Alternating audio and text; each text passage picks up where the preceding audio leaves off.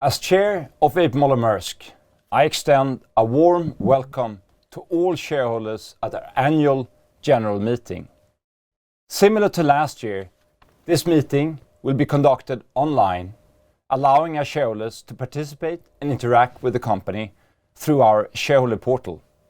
This format ensures that all our shareholders across many countries have the same opportunity and same access to take part of and stay updated via the live webcast. CEO Vincent Clerc has joined me in this studio. Together, we will address any questions you might have. As chair of the annual general meeting, the board of directors has chosen Niels Kornerup, partner of the law firm Beck Bruun. I give the word to Niels. Thank you, and thank you to the board of directors of appointing me as the meeting chair of this annual general meeting at A.P. Møller Mærsk. I look forward to chairing today's completely electronic annual general meeting and to ensure that our meeting is conducted in a proper and appropriate manner. Please note that the general meeting may be delayed by up to some seconds depending on your device and your internet connection. Consequently, I will occasionally slow down to the speed in order to synchronize the speed here in the studio and what is broadcasted. Again, at this year's annual general meeting is held in English. However, I kindly note that the simultaneous interpretation into Danish is available at the AGM portal. And now we move to the formal part of the introduction, at which we must determine whether the general meeting is duly convened and legally capable to transaction of the business comprised by the agenda of today. Prior to the annual general meeting, I've made sure that the companies publish the notice convening the general meeting in due time and that the notice properly satisfies the requirement in the company's articles of association as well as the Danish Companies Act. On that basis, I conclude that the annual general meeting is duly convened and legally capable of transacting the business comprised by the agenda of today. I hope for the shareholders' support in this regard. Thank you. I will record this in the minutes of the general meeting. Immediately before we commenced the general meeting, it was registered that 88% of the A shares after reduction of treasury shares and thereby the votes are represented at this general meeting. B shares are not included in this figure as they do not carry voting rights. The final numbers of votes represented will be set out in the minutes of the general meeting. In respect of postal votes and proxies, the board of directors have received postal votes and proxies equivalent to more than 88% of the votes, also after reduction of treasury shares. Based on the received postal votes and proxies, I can inform you that the board of directors' proposals and recommendations enjoys great support. For the sake of good order, we must consider Section 101, subsection 5 of the Danish Companies Act, according to which a full account of the voting for every resolution adopted at the general meeting must be provided, even though the results are clear. In line with previous year's practice, I suggest that we deviate from providing a full account of voting for every resolution adopted, and instead an overview of all votes received prior to the general meeting will be provided after the general meeting. By doing so, we avoid having a full actual votes on every item on the agenda of today. I allow to assume that the general meeting agrees with this suggested procedure. Thank you. It is possible to follow the general meeting on the company's website as well as at the AGM portal. As set out in the notice, the webcast on the company's website will only be available up to and including the chair's report. To attend the entire general meeting and to participate in the debate, shareholders who have registered their attendance must log on and follow the general meeting at the AGM portal. We now turn to how the debate is carried out. As just mentioned, the AGM portal is a forum for debate, and all registered shareholders have been provided with a login thereto. As shown on the slides, you must click on the Q&A icon in the top right corner of the AGM portal. Once clicked, a window will appear in which you can type your question and comments. Please note that characters are limited to 2,000 characters, or comments and questions are limited to 2,000 characters. When you have finished typing, you must press send. The questions and comments will reach us here at AP Møller Mærsk, where a lawyer from my office will review it. Once reviewed, the questions will be read out loud by the shareholder's voice, who I will introduce later. Again, this year our debate is in writing. I therefore encourage that questions and comments, at the benefit of all, are kept clear and concise to ensure a dynamic and appropriate debate. I strongly encourage that all questions and comments are made in English, as they will not be interpreted to English.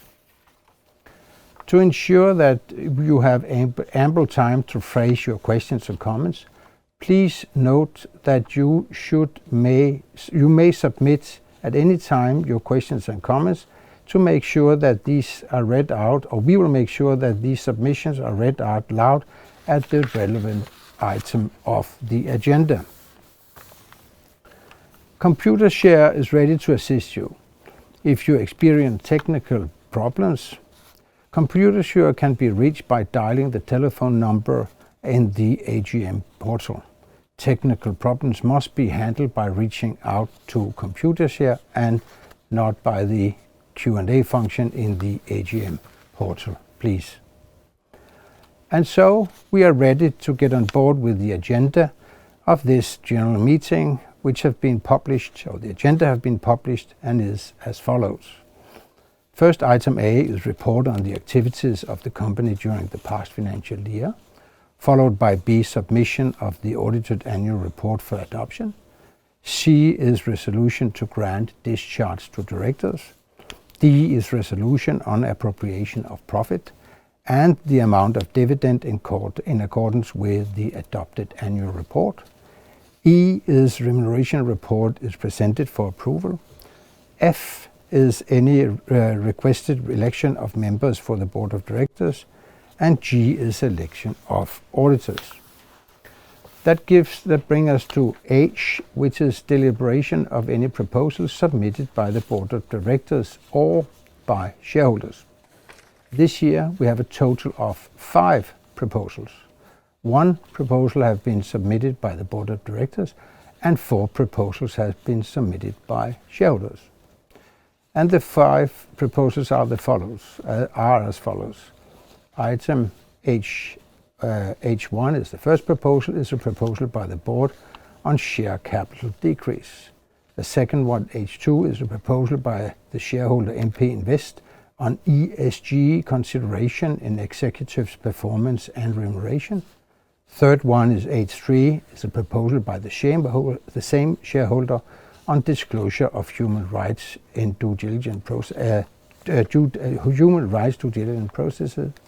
And number 4 is H4, is a proposal by ECO on behalf of the shareholder Sen Donnen on disclosure of human rights due diligence processes.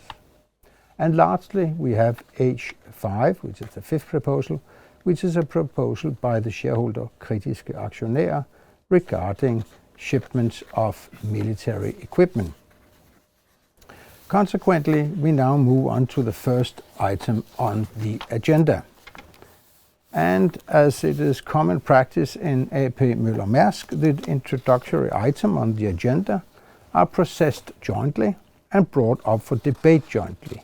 We therefore deal with item A to E all together, and those items will also, as said, be debated jointly.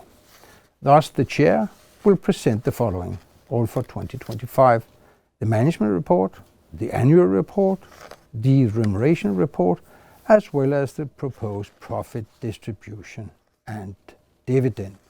And by that, please, Chair, the floor is yours. Thank you. Geopolitical experts have stressed that 2025 was characterized by an accelerated shift towards a multipolar world, exemplified by an increase in US tariffs. Despite this development, global trade proved resilient and trade flows continued to grow in 2025. Container volumes grew by 5.2% on the back of continued strong exports out of China, outpacing global GDP growth of 2.9%. Trade data is of course only part of the picture when assessing the state of global and regional supply chains. The number of armed conflicts around the world is now at the highest level since World War II. Freedom of navigation is undermined in several of these conflicts, adding to the human suffering and raising the risk for our own activities. In the Middle East, which has recently erupted into war with global implications, we have more than 6,000 colleagues on the ground, plus seafarers, in addition to critical assets such as ships, ports and warehouses. These colleagues provide essential transportation and logistics services to local customers and their communities. This includes a pressing need for import of food, often using cold chain solutions such as Maersk's reefer containers, a segment where we are the market leader in the region. As Strait of Hormuz is closed for now, we try to find other ways to bring the cargo into the Gulf. Living up to our founder's purpose of being a useful business, while always keeping the safety of our seafarers and land-based colleagues at the forefront of our minds. As written by Arnold Peter Møller in 1946 in a letter to his son, no loss should hit us which can be avoided with constant care. The war in the Middle East is merely one of many events over the last few years which have shaped our customers' view of supply chain related risks. Since the outbreak of COVID, countries and industries have become increasingly concerned about how unforeseen external developments disrupt the sourcing of goods. Hence, there is a growing need for cargo owners to have a trusted partner which provide resilient transport solutions. In our view, reinforcing the relevance of Maersk's operational capabilities and asset control. In this respect, it shall be noted that we made good progress across our three businesses in 2025. For Ocean, we implemented the Gemini cooperation with Hapag-Lloyd, comprising of almost 50% of our global network capacity, with the objective to dramatically improve port schedule reliability, while also increasing asset utilization. The Gemini network is designed to reduce the number of port calls on affected routes by approximately 40%, thereby also reducing the number of instances of potential vessel delays, which typically occur in ports. At last year's annual general meeting, I mentioned that the company had an ambition to deliver a schedule reliability of 90% for the Gemini-related network, well above the industry average of 60%. This came across as a stretch to industry insiders.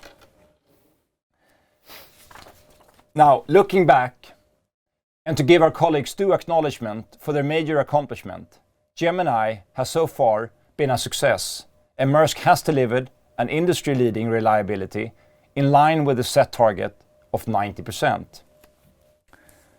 Also, terminal activities continued to deliver strong operational performance in 2025. As per the World Bank report of the world's most efficient ports, AP Møller terminals stands out in the top 20 rankings. The strong operational performance has enabled the company to renew several important concessions, including Port Elizabeth in New Jersey and Pier 400 in Los Angeles. At the same time, in 2025, A.P. Møller Terminals concluded the development of new terminals in growth markets such as Croatia and Vietnam. In addition, the company secured a new greenfield terminal concession in Bangladesh, in what would become a critical gateway for one of the world's most populous regions. For our logistics activities, we continued to expand our footprint in 2025 across products, including in contract logistics, where we inaugurated automated logistics warehouses in several key markets, including in China, Singapore, Malaysia, and Saudi Arabia. These facilities are designed to enable faster throughput, higher reliability, and more cost-efficient operations. Let me also give a brief perspective on two other important areas for our activities: our technology-related initiatives and the regulatory challenges facing our company. First, on technology. We have acknowledged the importance to leverage data and systems for more than half a century. In fact, we established a company to support this endeavor as early as 1970 called Maersk Data. Today, Maersk has an annual IT spend of $1.2 billion. We run 3,500 applications across our global operations, and we have more than 5,000 engineers and data scientists in many locations, including in Bangalore, Copenhagen, and Maidenhead. In 2025, we continued to make strong headway in the modernization of our legacy systems. As mentioned in the past, this is important not only from a cost and efficiency perspective, but it also creates a strong base for us to develop our customer offering and to leverage the potential of new technologies such as AI at scale. Let me comment on the latter, as I believe AI holds profound value to our industry. Due to the enormous complexity of global supply chains, the industry is known for its so-called waste, meaning underutilized assets and not always optimal trade flows, coupled with rapid changes to the operating environment, create at times traffic and bottlenecks, higher emissions and costs, and also longer delivery times. AI provides an opportunity to optimize the design of our network, to increase the utilization of our asset base, and to drive efficiencies in our workforce. Our customers are already starting to see the benefits, as the Gemini Corporation relies on technology to better plan and execute flows in our critical transshipment terminals. As we speak, our operations, sales, and customer service teams are also rolling out AI initiatives to drive productivity and to improve response times. Second, let me comment on the regulatory landscape.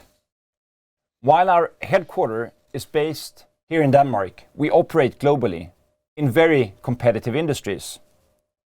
Hence, it is no surprise that Maersk is highly dependent on the access to international talent. In this respect, the fabric of our company has changed in the last few decades. At the turn of the century, most of our leadership was Danish. That is no longer the case. Our CEO and our CFO do not come from Denmark. In our executive leadership team, we have 8 nationalities represented. Among our top 100 leaders, we have 24 nationalities. Of all staff in our headquarters here in Copenhagen, we have 83 nationalities. As we now embrace nascent and highly impactful technologies such as AI, it becomes even more important, but also challenging, to attract the right people from a scarce global talent pool. On a positive note, Denmark has historically been able to attract international talent by offering time-bound exemptions to its taxation rules, so-called expatriation rules, making it attractive for foreigners to move here. It's a good solution for talent staying in Denmark for a few years. However, as many of our colleagues are part of a succession plan for more senior positions and thus work their way up the corporate ladder over a longer career, then some of our best talent may end up staying for long periods in center functions. We have recently experienced increased challenges of attracting senior talent to Denmark. Due to some of the tax rules we have here, including a punitive exit taxation of unrealized assets. This means we are at times forced to relocate senior talent to other countries. Ultimately, the cost of not being competitive internationally is carried by the nation state when corporate activities and corporate know-how move abroad. With this in mind, we do our utmost to engage with authorities in Denmark and elsewhere to inform them what it takes to create strong international talent hubs and knowledge centers for shipping, logistics, and new technologies such as AI. Now let us turn to our financial results for 2025. Maersk delivered a result for 2025 in line with expectations, with a revenue of $54 billion and a net profit after tax of $2.9 billion. Cash flow from operating activities reached $9.8 billion, while gross capex totaled $4.8 billion. And by year-end, Maersk's liquidity reserve stood at $26.4 billion. Despite strong volumes, freight rates dropped during the year due to supply side challenges.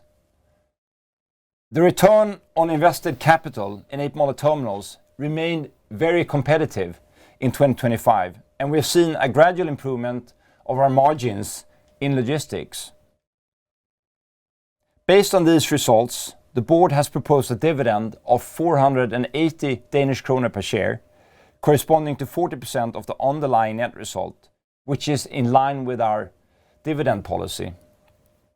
In February 2026, the board also initiated a share buyback program of up to 6.3 billion Danish kroner to be executed over 12 months, with the first phase running from February to August. It's been 10 years since we started the restructuring of Maersk. For this period, from 2016 until the end of 2025, we have delivered a total shareholder return of 292%. Let me briefly address the board's composition and our governance considerations for the year. This year, we recommend the re-election of 5 directors. For the time being, we believe that the present board composition aligns well with the company strategy. However, the nomination committee of the board is continuously evaluating whether there is a need for new competences or changes to the board's composition. I know that also remuneration is a matter of importance to many shareholders. The remuneration report available on our website discloses the remuneration of our executive board and board of directors. This brings me to the end of my speech. As we look back on 2025, let me express my sincere gratitude to our directors, our executive team, and our many colleagues across the group for their efforts. I'm also grateful for our many leaders' stewardship and for our colleagues' ability to serve customers and local communities, also in conflict areas. As we look ahead, let us be inspired by our own history. 2025 marked the 50th anniversary of Maersk's first container vessel sailing. In September 1975, Adrian Maersk departed on her maiden voyage from Newark, New Jersey. This form for liner shipping, what we today call container shipping, enabled Maersk to provide a faster and more reliable service to our customers. Adrian Maersk is a reminder of our long-standing ambition to not just provide impactful supply chain solutions, but also to embrace change to stay relevant for the future. Thank you. Thank you to the Chair for the management report, the annual report, the remuneration report, as well as the proposed profit distribution and dividend.